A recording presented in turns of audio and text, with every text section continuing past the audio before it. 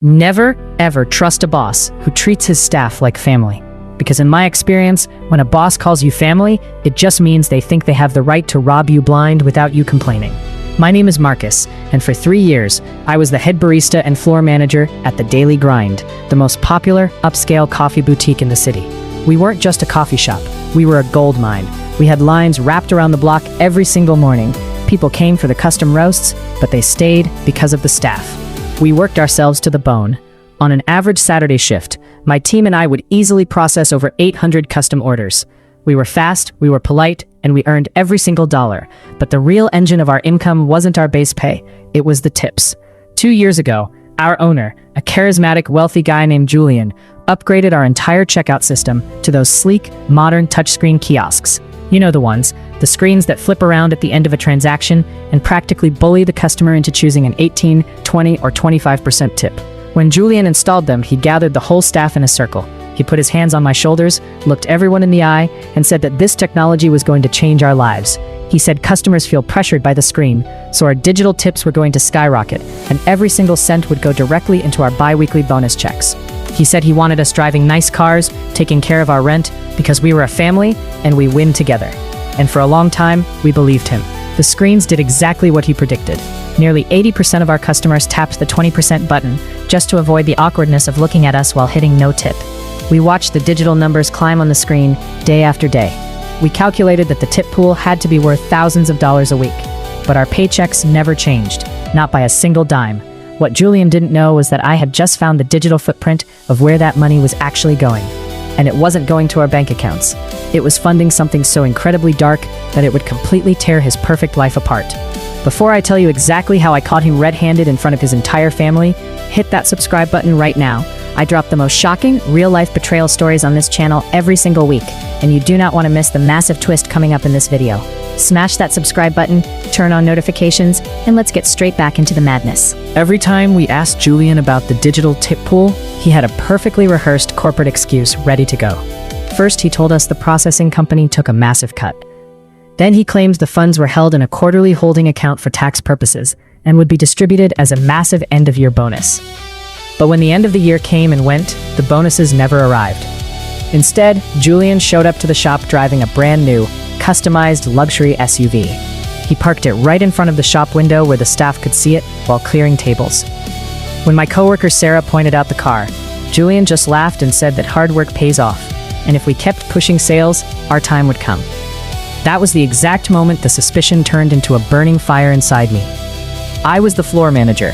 I had access to the daily sales summaries printed by the kiosks at closing time. But I didn't have access to the master back-end account, which was the software where the bank transfers were actually configured. The breakthrough happened on a rainy Tuesday evening. The shop was dead quiet, and Julian had come into the back office to work on the monthly inventory logs. Halfway through, he got an urgent phone call from his wife and rushed out of the shop, completely forgetting that he had left his master laptop open on the desk, fully logged into the administrative business portal. My heart was hammering against my ribs.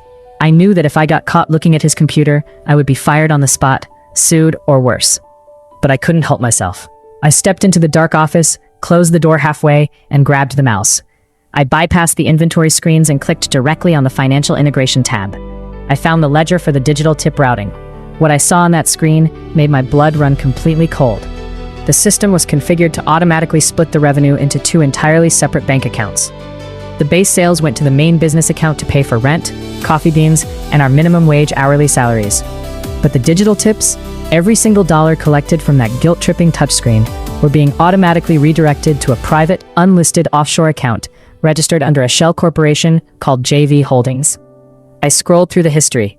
In the last 24 months alone, that account had sucked up over $140,000 in tips meant for the baristas.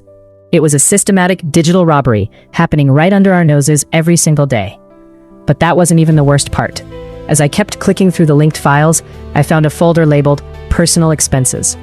Julian wasn't just using this stolen money to pay for his luxury SUV. He was using the tip money to pay the monthly rent on a luxury high-rise apartment downtown, an apartment that his wife knew absolutely nothing about. I found digital lease agreements, expensive jewelry receipts, and text message screenshots printed into PDFs. He was living a completely double life, cheating on his wife and funding his entire secret affair using the hard-earned money he was stealing from his minimum wage employees. I didn't slam the laptop shut. A strange, icy calm washed over me. I realized that if I just confronted him right there, he would deny it, delete the evidence, fire me, and hire a new batch of clueless kids to exploit. He would win, and we would lose. If I wanted real justice, I had to play the long game. I had to orchestrate a downfall so absolute that he could never recover from it. I pulled an encrypted USB flash drive from my backpack, plugged it into his laptop, and downloaded every single piece of evidence. I copied the bank routing numbers, the digital tip ledgers, the lease agreements for the secret apartment, and the receipts for the jewelry. I verified the files were safe, ejected the drive, put the mouse back exactly where it was, and walked out to the floor to finish my shift. The next morning, I called a secret meeting. I didn't hold it at the shop. I waited until our day off and invited the entire 6-person kitchen and barista staff to my apartment. When they arrived, I plugged my laptop into my TV and showed them the hidden ledger. The reaction in the room was pure chaos. Sarah started crying because she had been struggling to pay her medical bills, while Julian was using her tips to buy diamond necklaces for another woman.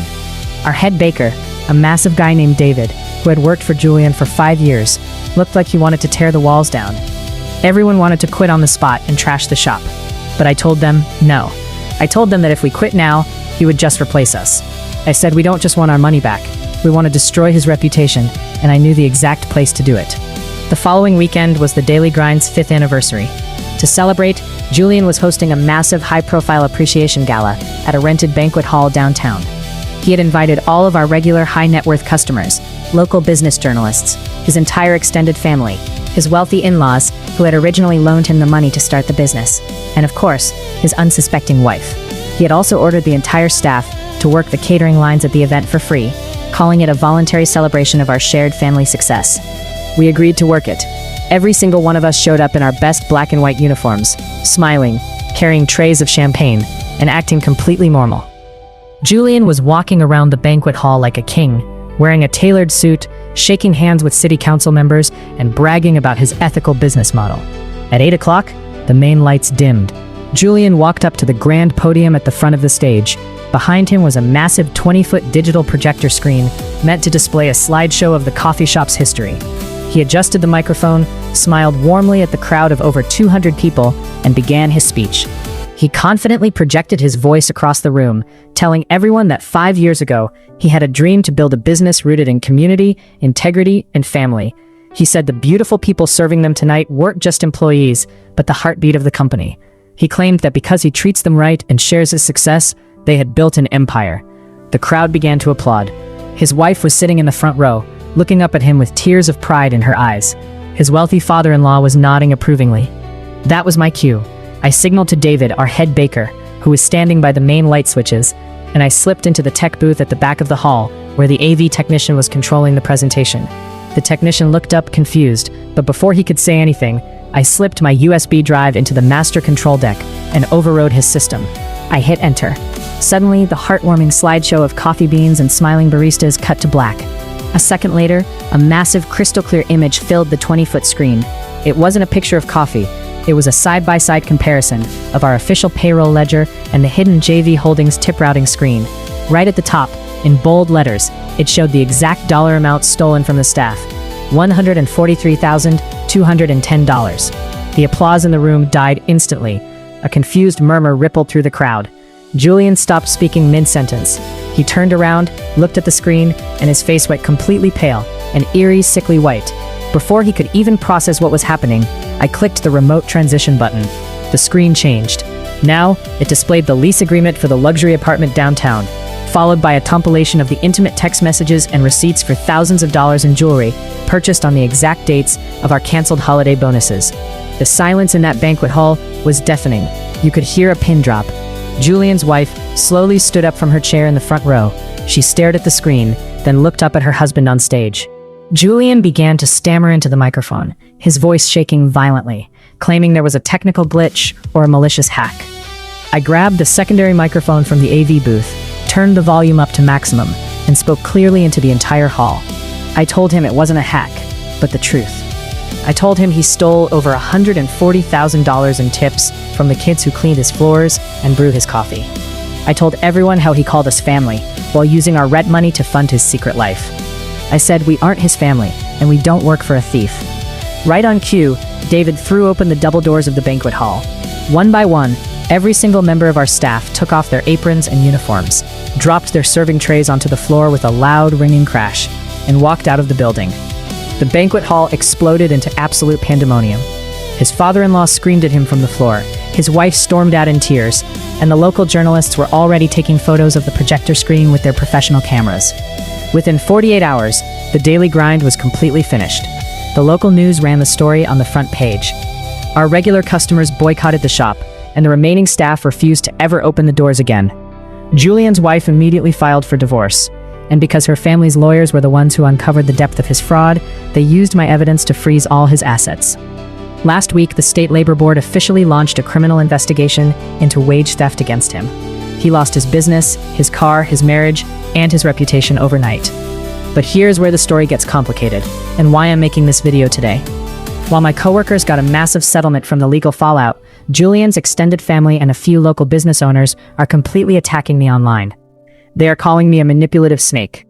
They claim that by staging a massive public humiliation at a private family event, I ruined an entire family's life, embarrassed an innocent wife publicly, and permanently destroyed a local business that employed other people, when I could have just quietly taken the flash drive to the police or a lawyer. So, I want to put this to you guys. Was I completely justified in throwing that hidden evidence up on the big screen to deliver ultimate poetic justice? Or did I take my revenge way too far, by publicly breaking up a marriage and destroying a business, instead of handling it through the proper legal channels? Make sure to leave a comment with your opinion. Hit that share button so your friends can join the debate, and I will see you guys in the next betrayal story. Stay safe out there.